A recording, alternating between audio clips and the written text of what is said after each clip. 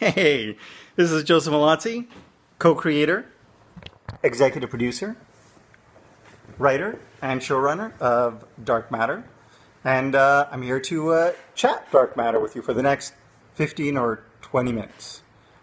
Thanks for all the green hearts. The green ones are my favorite. They're the tastiest. Any case, that was episode 108. Hiya. How are you guys doing tonight? I hope you liked tonight's episode. Greetings in the U.S. Yeah, I'm glad you guys loved the ending. It's a lot of, like I said, throughout this season, we've kind of been setting up, and now kind of all the dominoes are starting to fall. The big reveal, of course, was, we find out exactly why one is on the ship. What's he going to do about it? I guess we're going to find out. And as is often the case in this series, we'll find out sooner than later.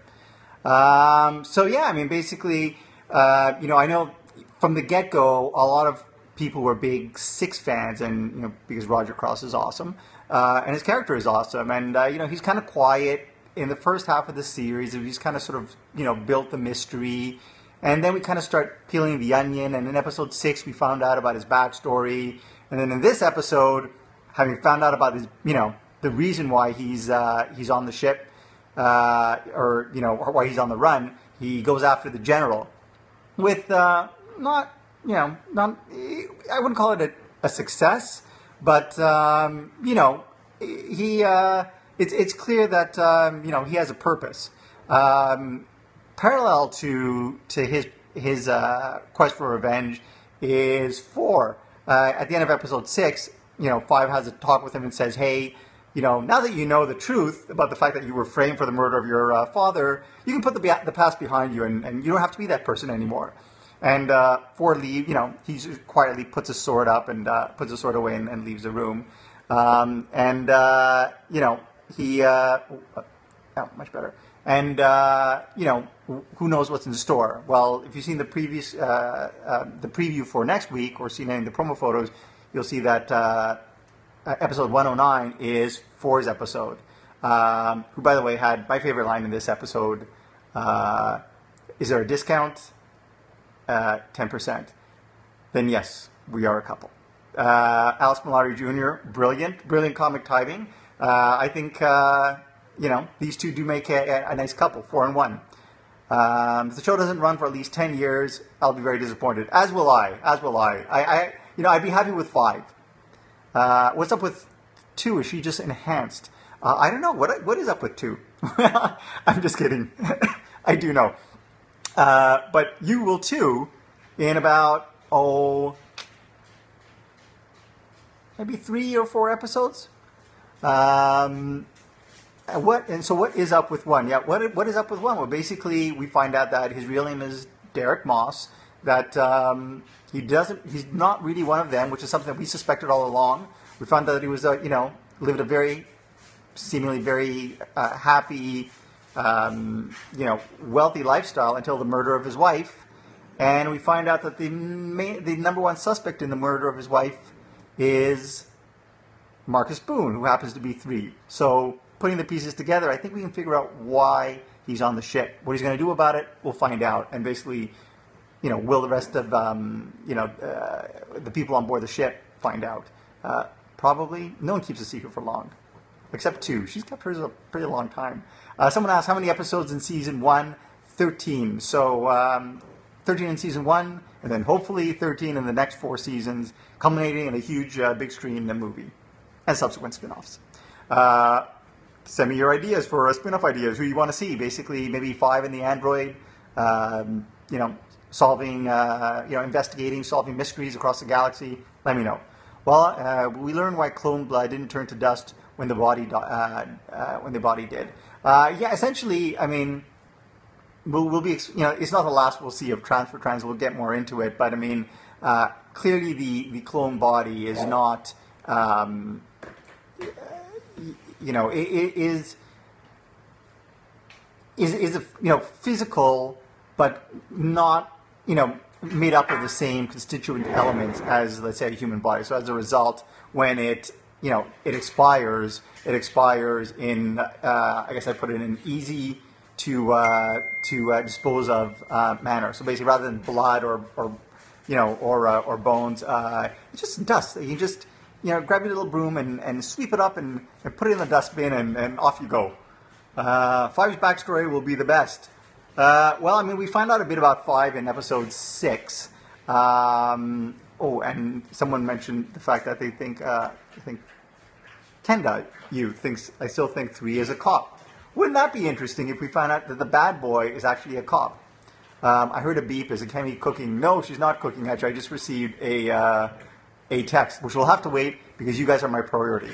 How will the android handle having feelings? Well, as you can see from the end of this episode, not too good. She's actually very confused, as were a bunch of people on. I noticed on the boards, making making comments about the fact that why would the android have emotions? Why would somebody program her with emotions? What's the deal? Well, that's something that she's going to investigate very soon, and we're going to get the answer to that.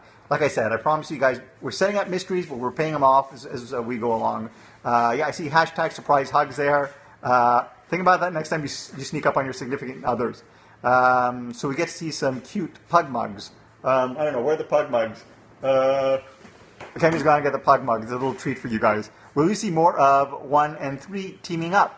I'm trying to think now. Basically, episode 9, next episode is going to be, 4 and team. Episode 10 is going to be, I'm going to call it team and team. And it is pretty kick-out. Episode 10 is actually one of my favorites. I don't want to give too much away, but the season finale is going to be big. It's going to be huge. By the way, someone was asking about Pug Mug. Here we go. Pug Mug, this is my jelly. Oh, someone says hi, Kemi. Did you see me? Oh my God. Yeah, she just got out of the shower. Hello, Kemi. Cute, hi. Kemi, by the way, just colored her hair blue. You want to get in with your blue hair? Yes, blue hair. Yeah. Inspired by Jodelle. Inspired by Jodelle. You see, so who basically had blue hair the last time I saw her at an anime con. Will 2's secret come to light soon? Yeah, like I said, basically in about 3 or 4 episodes, her secret will come to light whether she likes it or not. How's Lulu feeling? Well, thank you guys. Obviously, you read the blog. My French Bulldog Lulu is feeling okay. She's still feeling a little under the weather. But the rest of the pugs are fine. I mean, basically, Bob is here, and we're basically dog-sitting Petunia here, who is a big Dark Matter fan, especially a big Anthony Lemke fan. I think she has a crush. It's really weird. Whenever he comes on screen, she's always like, she's really weird, like, kind of thing. Anyways. So yeah, I mean, I'm glad you guys enjoyed the episode. Moving forward, we got some big twists and turns to come. So there was this big twist, or if you want to call it a twist, let's call it a big revelation at the end of this episode, in which we find out what Wen's doing on the ship. We've got a big holy crap moment, I'll call it, coming in episode 9. I was telling someone this morning that one of our PAs, our office PAs, was reading all the scripts. And he's usually a very calm, quiet guy. And apparently when he got to this point in the episode 9, he shouted, and everybody down the hall, went to find out what was going on. It was big because of this moment. So basically, there were 2 moments that actually elicited that reaction from him. This WTF moment in episode 9, and then the final moment in episode 10, which you guys can look forward to. It looks like actually all the remaining episodes are going to be aired in the month of August. So basically, by the end of August, you'll be up to date, and then what will we have to talk about? Someone says, I thought the show had some big, interesting WTF moments. Thank you. That was the point. That's hopefully the point of all. How soon will you hear about season 2 renewal? I don't know. If I was a betting man, which I am, I would guess next week would be a good time to know. I mean, but by next week, basically, we'll have had almost, 2/3 of the season under our belt. I'm kind of hopeful. Paul and I have already kind of beaten out sort of the arc for season 2. We've got some amazing stuff planned. Some, again, even more twists and turns and shocks and fun and humor. So if you guys enjoyed season 1, hopefully you'll enjoy. I think I'm definite you'll enjoy season 2. How long does it take to write an episode? Depends on the episode. I mean, the hardest part is really coming up with a story. Coming up with a story idea, then you get in the room and you essentially break it, meaning you get together. In the case of season 1, it was Paul and I and Martin Garrow, who is showrunner on a show called Blind Spot that's going to be airing on NBC this fall. Check it out in September. And we just basically broke the stories, essentially, what each scene is, what happens in every act, and then we go off once we have the outline and write it. And usually it takes an average of about 2 weeks to write a first draft. I was actually on a bit of a roll for season 1, and I did it about a script a week. Will the real Jace return this season? This season, no. How does the cast interact offset? Actually, this cast interacts really well. They're actually on and offset. They get along really well, and I think it's demonstrated in their on-screen chemistry. Do you write the scripts in order? Yes, actually, I prefer to write them in order. There are some events where basically, I don't write all the scripts. Paul Mully, the co-creator, show's co-creator, also an executive producer, wrote the scripts as well. And then we had Martin Garrow, Robert Cooper, who wrote last week's episode, and Trevor Finn, who wrote tonight's episode. And they went off and wrote their episodes. And then basically, Paul and I just did passes just for continuity and everything. And that's the way it works. I mean, last year we were actually super lucky in that we had a lot of advance time to prepare, and we had almost all the scripts in advance. Whether we can do that this year depends when we get picked up. Any hints on how season 1 will end? What can we expect? I want to say, what can you expect? The unexpected? Episode 13 is probably my favorite episode of the season, just because it builds. It's an episode that starts off very tense and builds and builds and builds, and then that final sequence will definitely have you guys jumping out of your seats. Love the Star Wars 36 line. Yeah, you think about that, 200 years in the future, around, yeah, we'll be at Star Wars 36. Does TJ Scott direct any more episodes for Dark Matter? Not this season. TJ, of course, directed episodes 1 and 2, did a brilliant job. He's off right now working on, I think, The Strain and Gotham, but excellent director. But who knows what the future holds? Maybe a lot of you are asking about the Android. Hey, the Android needs a name. Maybe we can have a name the Android contest in season 2. The Android must get a name now that it's known she has feelings. Right. Someone suggested Bluesy. Possible, unless she changes her uniform. Wouldn't that be surprising? Would that be a shocking twist? Maybe not.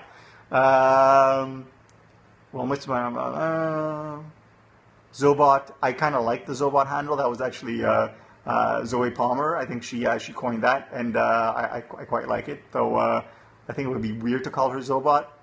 Andy is also a good one I see here. In fact, actually, when we were on episode 4, and actually you can see it on my blog. I don't know if you guys know. You probably do, that I do a daily blog where I post a lot of behind the scenes pics and talk about the show. And back when we were doing episode 4, someone had posted a list of suggested names, and people would just write down the list. So we had like a lot of names, possible names for Zobot. There was Android, Eve, Seven, Hal, I think Edwina. I'm not sure. Anyway, if you actually go back through my various blog posts, you'll find it. Although, I mean, basically, it depends how far back you go. I mean, I just noticed, I think I posted my 3,200th entry sometime the other week. So you got a lot of catching up to do. What do you plan on having as guest stars for the second season? I know, kind of jumping the gun. Yeah, I mean, basically I have a few guest stars in mind. Having worked on Stargate, I had the pleasure of working with some very talented people on Stargate, and I would love the opportunity to work with them again. Already you've seen Tori Higginson, who plays Commander Truffaut, the Mickey Combine. She made an appearance in episode 2, and she'll be making a reappearance in episode 10. And possibly, if she survives the events of episode 10 or 11, she may be back next season. Tabor will be making another appearance. Tabor, of course, being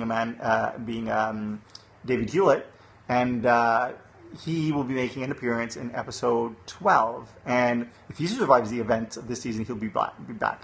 Can clones be cloned? I don't know. Maybe. Someone asked, will there ever be a musical? Again, if you check out the blog, I have a video, a behind-the-scenes video of the guys, Roger, Alex, Anthony, and Mark, all four of them singing, I think, an Elvis Presley tune.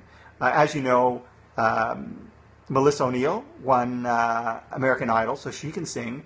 Zoe Palmer actually sang in an episode of Lost Girl. And then the only one I wasn't sure of was Jodelle. And then Alex Malari Jr., who plays 4, ended up sending me a Vine video of Jodelle singing. So we actually could do a musical episode, but it feels like something more of a season 5 thing to do. But thanks for asking. Edwina's too feminine. Okay, well, basically we're gonna have this. Does the underwear get cloned too? The underwear. That's a very good question. It's the usually underwear does not get cloned, but when they go into the chamber, they are provided with a special clonable underwear that allows them to maintain their dignity when they come in and out of the pod. So, in answer to that question, no, but yes. I think that's just strategically placed. Yeah, so I mean, I guess that's it for tonight. Thanks for stopping in. I'm going to basically do another Periscope in about 3 hours. Someone mentioned Anna Silk. Of course, Anna Silk from Lost Girl. I think she's wonderful. And yeah, I would love to have her on the show. She won't be appearing in season 1, but who knows, season 2? Maybe? Yes, actually, someone coined the term clonable underwear. That's right, yes, clonable underwear. If there's anything you take away from this Periscope, anything at all, in terms of information, it's that, the clonable underwear.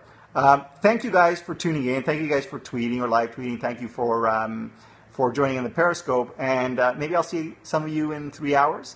I want to take a little nap. And I will see you guys soon. Thank you guys for joining in. If I could send you hearts, I would. But I don't know how. So, have a good night. Keep watching. Hello, this is Joseph Mallozzi, co-creator, executive producer, writer, and showrunner of Dark Matter. Just taking a little nap here. And here we are for our second Periscope session of the night. I am here with you in my jammy jams, getting ready for bed. But I thought, I did the Periscope for the East Coast, so I should really do it for the West Coast as well. And thank you guys for joining in. Thank you for calling it an epic episode. Hey, Denny Den, world-class photographer who shot our gallery shoot, checking us out as well. Thanks. Yeah, I like the T-shirt too. It's a present from my sis. For Christmas, basically, she doesn't know what to get me, so it's either socks or superhero T-shirts. So I must have like about a dozen Deadpool T-shirts upstairs. Thank you. I'm glad you guys liked the episode. As I said, written by Trevor Finn, directed by T.W. Peacock, and as the series progresses, a lot of twists and turns and revelations. I mean, basically, the first half of the episodes, we set up the story, the mystery, our characters are blank slates. We don't know anything about their backstories. And now, sort of as of episode 6, we begin to peel the onions on the various histories. And, we learned about Six and, why he, what led him to basically where he, ended up on his dark path. We learned the same about 4. And in this episode, we finally learn about 1, basically why he is on the ship and what he's doing on the ship and really what's up with that. And, the big revelation, of course, is that, obviously he's not Jace Corso, which we learned. He's actually there, presumably, to avenge the death of his wife by killing Marcus Boone, 3, who's the lead suspect in her death. Which brings to, an interesting kind of dilemma. I mean, how do you avenge a memory? Essentially, he doesn't remember this woman, but essentially he has to, or presumably he was on board to avenge this woman against this, this person who took her life, but now he doesn't remember her anymore. So, how do you avenge someone who you don't remember by taking the life of someone who's, one of the few people who presumably has your back moving forward? And what that will do to the team dynamics remains to be seen. Someone says, he may not have done it though. Maybe, maybe not. But he is the lead suspect. Someone asks, would he want the memory back to feel the pain? That's actually a very good question. I don't know. I mean, it's like, it's a really interesting juxtaposition. At the beginning of the episode, you have 3 who lost someone. And, even though he didn't have the memory of Sarah before, he certainly had a memory of the short time he spent with her and how he made her, how she made him feel.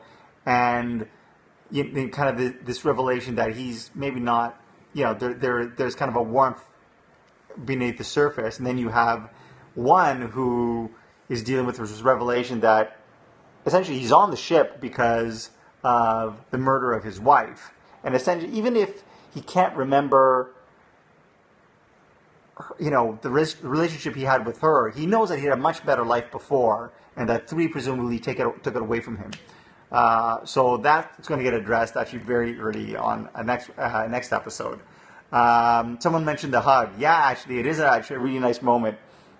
I always loved the 5 Android scenes, and this one was a really great one. Where basically, they, as people have been pointing out online, they're like, wait a minute, she clearly has emotions. Why would a utility Android have emotions?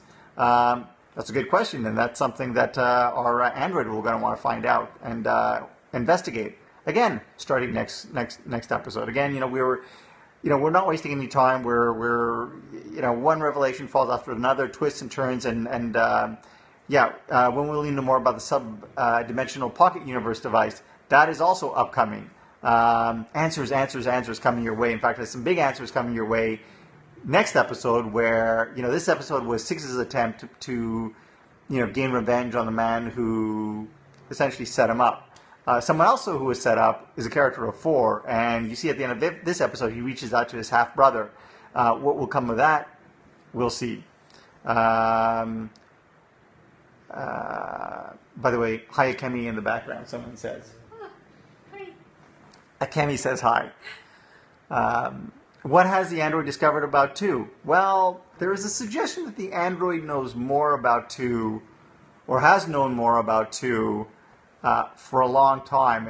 And there is in fact, there is a line in episode 3 that I mentioned on my blog today, where she actually says something that seems like a throwaway line, but it's said in such an odd way that some people actually picked up on it and said, wait, there's more to this line than meets the eye. In fact, actually, when we get the full reveal on 2 in later episodes, you'll go back to the line like the actors did. I mean, a bunch of the cast members said, wait a minute, that line in episode 3, it meant something. And of course, yes, everything means something.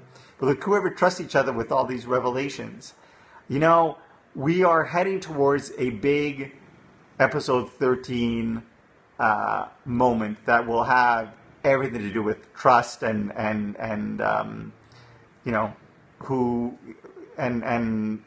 anyways, I don't want to give too much away, but yes, we will be addressing that before the end of the season. So is that it? Do you guys have any more thoughts, any questions? Thank you for Starbuck125 for loving my shirt. Android has been told to hold in so much to make her more human. I think she knows a lot. Yes, obviously she does. More romantic moments with 1 and 2. Romance is not the right word. In one of the opening scenes, you see that right away, where basically 1 may sort of see it as kind of a romance. He comes in and sort of wants to give her a surprise hug. For 2, it's kind of business. Once you're out of the quarters, out of the bedroom, it's all business. So basically, you won't see them cuddling or kissing in anywhere at time in the near future. More Android, more 5. Some of the best moments have been when they're all been sitting around the table talking like a family. Thulgar mentions that. Yeah, and one of my favorite moments in this episode is the drunk mealworm scenes where they're sitting down, they're eating, they're talking. They're 3 is obviously really drunk, and he has his, the classic you guys moment. And even 4 loosened up a bit. You saw him smile a little, and that was kind of fun. And actually, this episode was a fun episode for Alex Mallozzi Jr.'s character, or 4. At the beginning, he's the one who goes in and gives 3 the pep talk and kind of connects with him.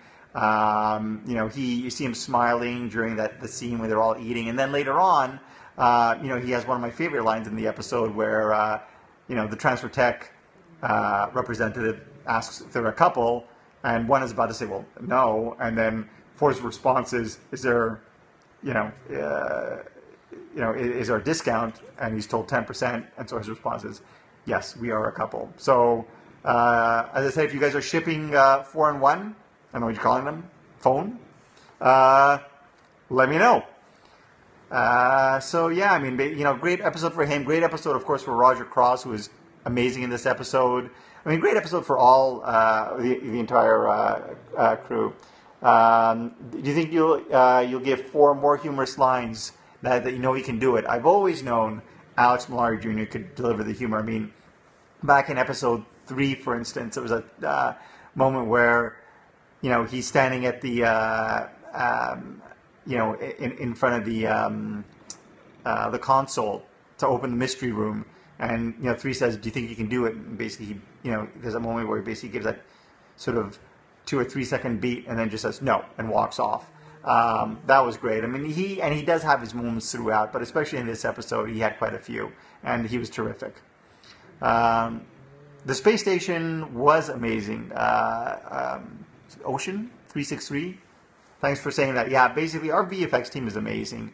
One of the great things about season 1 was the fact that because we had almost all the episodes prepared in advance, we were able to prepare accordingly. We were able to produce very efficiently, and as a result, the money that a lot of productions waste on scrambling and making last minute changes or wastage ends up going on screen. So basically, it's a big thanks to our visual effects supervisor, Lauren Bancroft Wilson, who's getting married this weekend, and Mark Savella, who was our visual effects supervisor on Stargate, who is also working here in Vancouver, making sure that the visual effects are as amazing as you've seen they are. Someone asked about a ship battle. Wait a couple of episodes, and you'll see a couple of ship battles. Have you started writing season 2? As I mentioned in a previous blog post, I have the series in my head. I know what I want to do for season 2. I've already pitched Paul the arc, and we have the first 5 outlines in rough shape. Hopefully, we'll be getting into a room with Robert Cooper, who you guys may know is one of the co-creators of Stargate, and is an executive producer on Stargate, who wrote last week's episode 107. And we're going to be getting in the room at the Bridge Studios where we worked on Stargate for many years. And we're going to start breaking stories. So hopefully we're going to get most of the season broken, and then we're going to start on scripts. I mean, we haven't heard anything. We haven't heard anything about season 2 yet. I am hoping to hear sooner than later. I mean, basically we're, about 2/3 of the way through the season. So hopefully we hear, I don't know, next week? Fingers crossed. What about the Golden Boy? Someone asked about the Golden Boy, and that is, of course, Martin Garrow, who basically broke stories with us in season 1. And he wrote episode 3. Golden Boy, sadly, well, not sadly for him, obviously, great for him, sadly for us. Golden Boy is very busy working on a NBC show that he developed and wrote the pilot for, called Blind Spot, and that airs this September after The Voice. So catch it. It's going to be awesome. Martin is awesome, and help support him by checking out his show. But in his place, Robert Cooper will be stepping in and helping us break stories starting Tuesday, because Monday's a holiday. And then we'll get right into it. I'm sure it'll be, once we get those stories broken, it'll be smooth sailing. Someone mentions Blind Spot. I just got a text from Jodelle Furland, who I sent a picture of Kemi's blue hair to, because Jodelle has blue hair. And she likes your hair, by the way. Oh, thank you. Kemi's very happy now.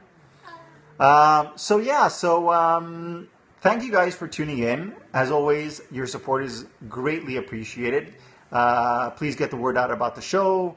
The ratings, viewership continues to build, which will help us secure that second season and the 3 or 5 to 10 seasons to come. Why was there?